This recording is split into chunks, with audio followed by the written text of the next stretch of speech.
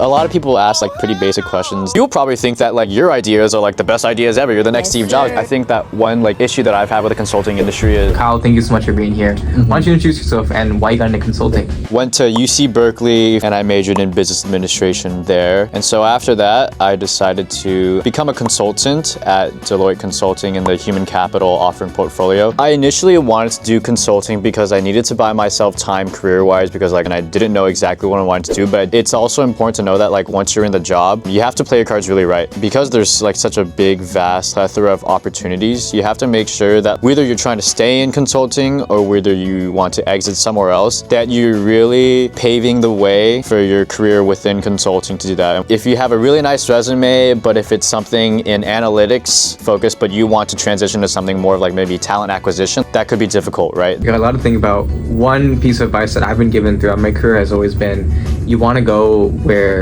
everything is happening. If you want to do politics, you have to go to DC. If you want to do tech, you have to go to San Francisco. If you want to do entertainment, you go to LA. So I'm curious to know, especially someone who's coffee chatted you in the past, what are some of the worst and best questions that you've been asked in a coffee chat and why? I don't know if I've been asked like worst questions. Like nobody yet has asked me a question where I'm just like, this network is off, right? Like a lot of people ask like pretty basic questions. Then it's like, what's like the best project you've worked on? I think you have to make sure that when you do ask like these basic questions that you're following up. If you ask me something like, what was like a really difficult time that you had like on the project, or like tell me about like a really great time you had on like the project, and I'll tell you why. Like I'm working a job that you want to learn more about, like pick my brain, right?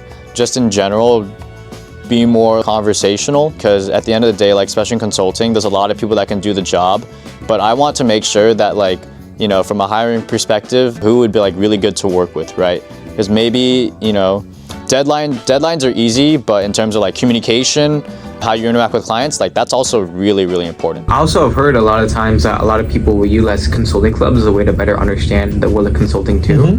So I'm curious, you know, with Berkeley being pretty almost a bit infamous for their consulting clubs, what is your thoughts on a consulting club, and do you feel like it's helped you if you've been a part of it as well? When you go through like your standard MBB or like Big Four consulting case, like it'll be very similar to like, you know how like these business schools like release their yearly case books and they have like sample like cases that are pretty representative of like the actual interview. So it'll be pretty like question answer format, right? What I have seen twice, if you get to like more the later stage and a partner or like a more like senior person will literally like pull up a deck from like a past client, and they'll cover things up and maybe simplify it a lot more.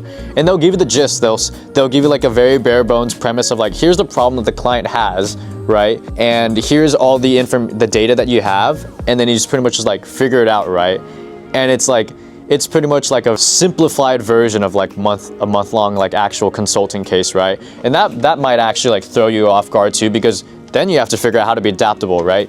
You spent months doing traditional like, you know, Darden, Wharton, Stern case books, right? Where like, you know, the gist of, oh, this is a profitability case. Oh, this is a market entry case. Or now it's like partner throws simplified deck with a few graphs and he's like, all right, we got to figure this out, right? And it's a much more informal conversation, right? He or she might even think of questions on the fly to you, right? So it was a lot less structured, but because of that, it's like you have to be a lot more like formidable and malleable, right? Are there any strategies that you've used though to really develop that like critical thinking skill aspect? Like, I think take it like a very skeptical approach. It's like very similar to peer review, where you write an essay or you have like a hypothesis or running an experiment, right? And like, you know, you'll probably think that like your ideas are like the best ideas ever. You're the next Steve Jobs, but you gotta think like you're just one person. Give it to somebody who would like think from a different perspective and like review it. See, can I poke holes in any of their logic, right? Are there any fallacies? It's hard to do with just one person. Like ideally it's a two-way street, right? Whoever's interviewing you for these, when you practice for case interviews, like they better know how to know how to both give a case and also like do a case if they were interviewed for it, right? So ideally like maybe somebody who like was actually in consulting, or else to be the blind leading the blind, right? And then when you ask them for feedback, like they'll say, actually, I would have thought of this, or I wouldn't have mentioned this, right?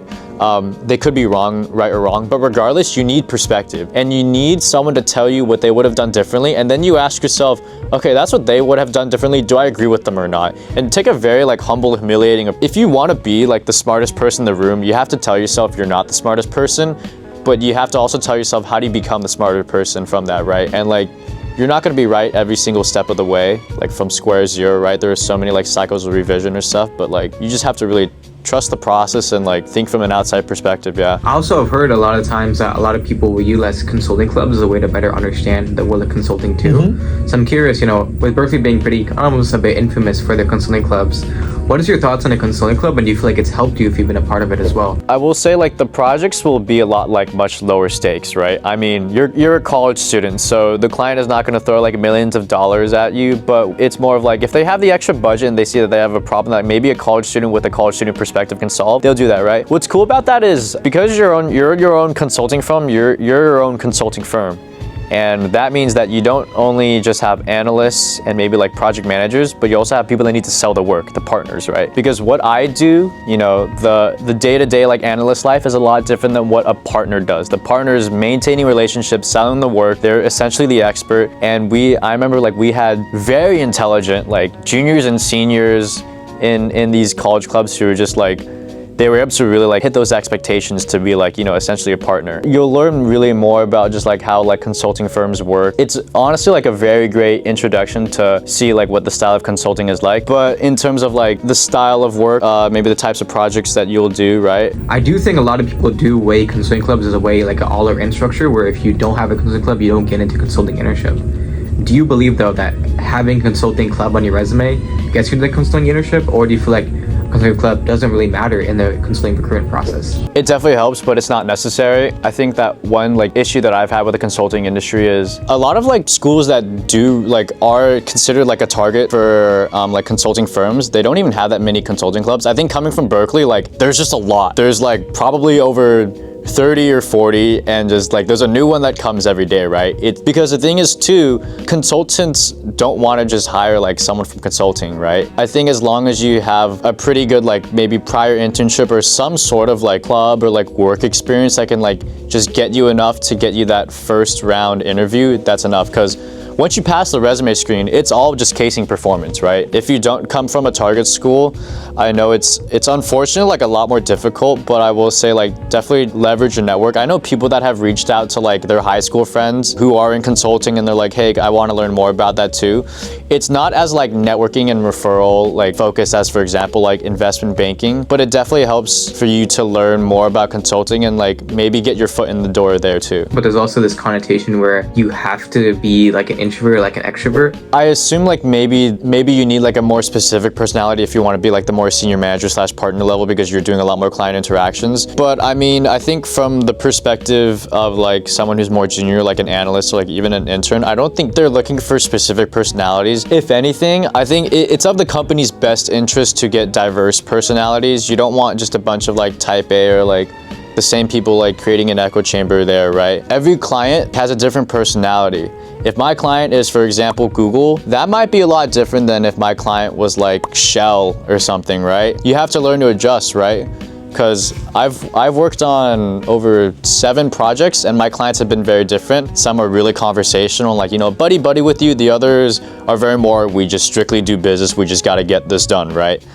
So it's more important that your personality is able to like adapt to those different things. If you want to get into consulting right now, what is one thing you need to stop doing? I would say like stop focusing so much on like getting the answer right or wrong.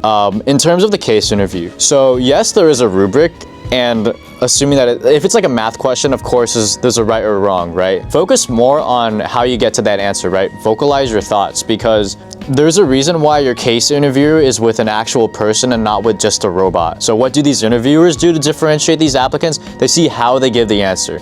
They see how they interact with the interviewer. Things like, oh, is it okay if I ask for time? Things like guiding the case, right? Once they finish giving their answer, provide a hypothesis on where to go next, right? Be a bit more human rather than just be a calculator, and know that like every time you do give them the answer, even if it's right, they will still want you to know how you got there, right? Doing math just by punching a few buttons on your calculator versus working out by hand and describing your thought process too, because maybe you have found shortcuts or you've bucketed things differently to provide more insight and to like maybe make your processes more efficient too, because that's exactly what they're looking for. It's not about the destination, it's about the journey. Yeah, but make sure you end up at the right place too. Yeah.